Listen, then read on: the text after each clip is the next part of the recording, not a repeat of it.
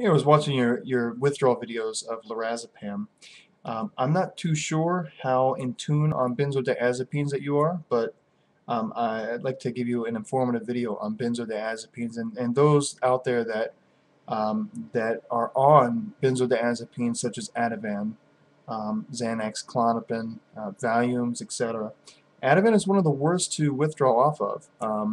It's one of the easier ones, but it's one of the worst. What I mean by easier is the withdrawal will last a lot shorter, but much more intense than the rest of them.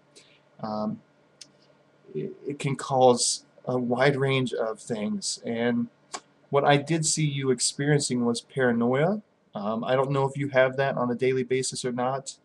A lot of us do that suffer with anxiety, schizophrenia, paranoia, schizophrenia, etc. A lot of us will suffer from severe paranoia, and I did see that. You were monitoring your veins for no reason.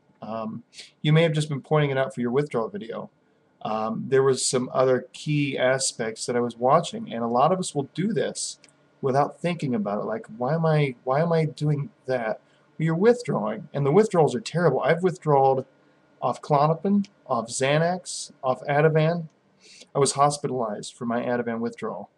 Um, I went into a homicidal rage in my mind, not physically, but in my mind, and I caught it before I could act upon it. And I sent myself to the hospital and told them exactly what was going on. Um, the most major signs of the withdrawal, um, and this one a lot of people won't understand until it happens, but every nerve in your body, and it's usually the upper portion of your body from about here up, feels like you just got out of a boiler, and I do mean that quite literally.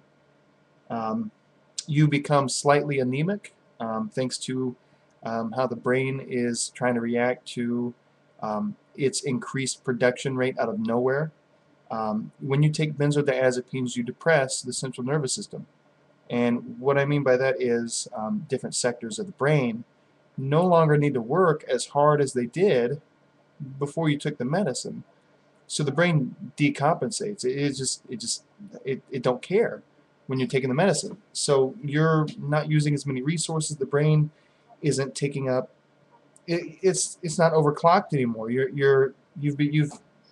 lowered your brain levels activity um, by X amount per milligram,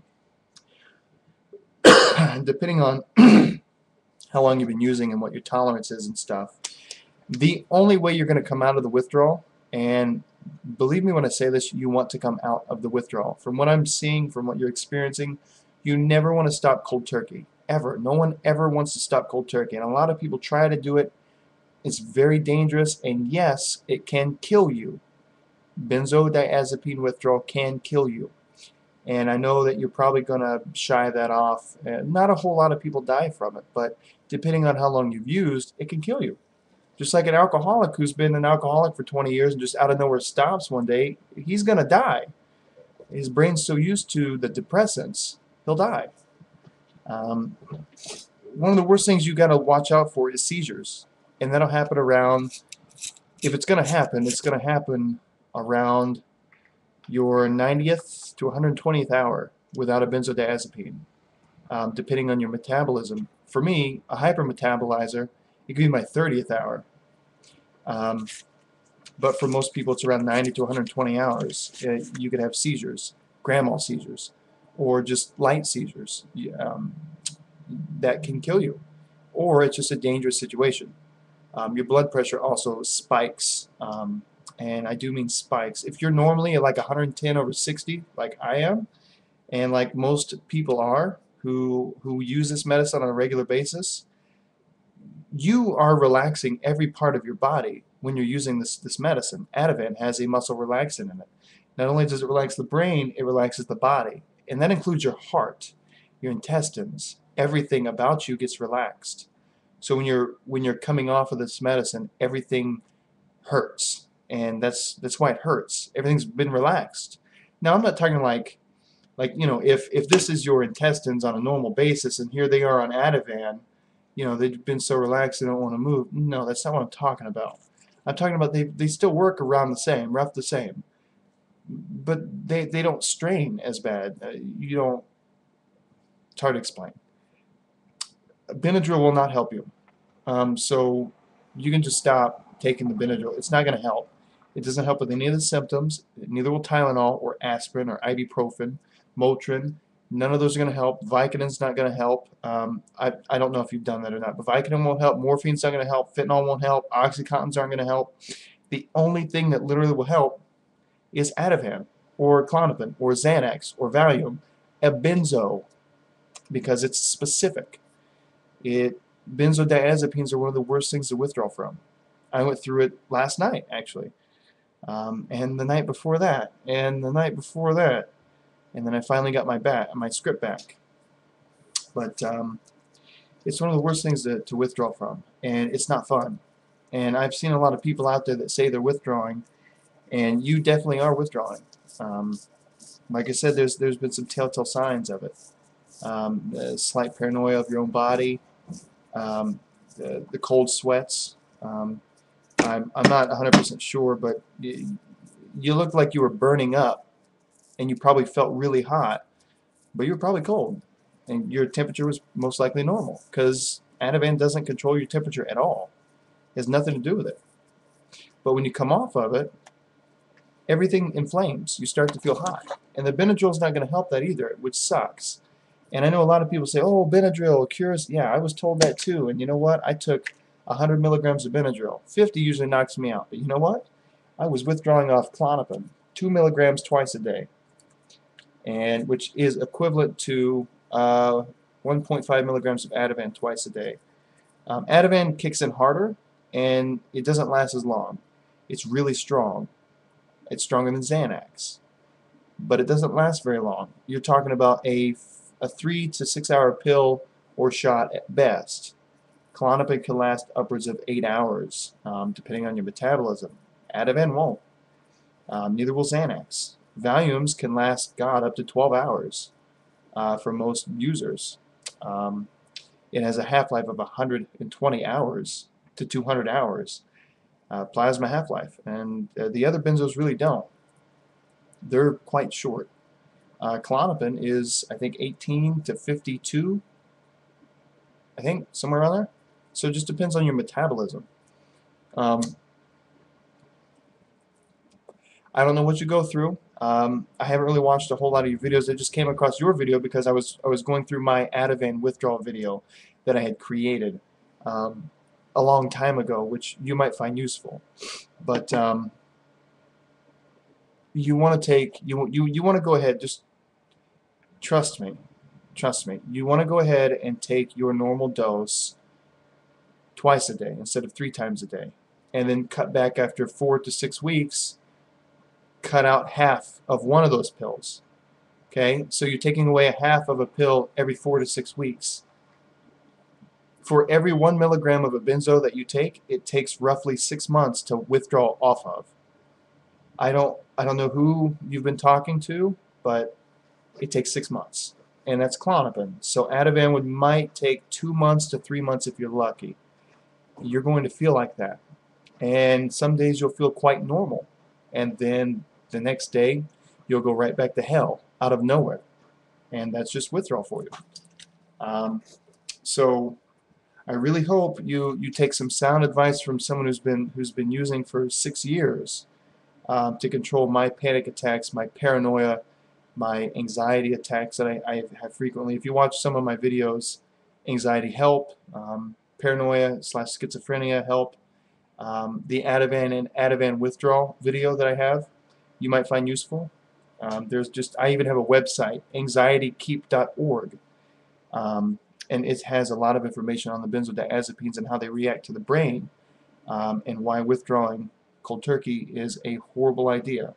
Not only are you harming your brain, which you are, you probably do not realize that, you're hurting your brain, you're also hurting your body by withdrawing. And I know that that sounds stupid, but if you look at the chemical makeup and what it does exactly to the brain, you'll understand. I knocked my cherry out. Am I withdrawing tonight? No. I look fine. I feel fine.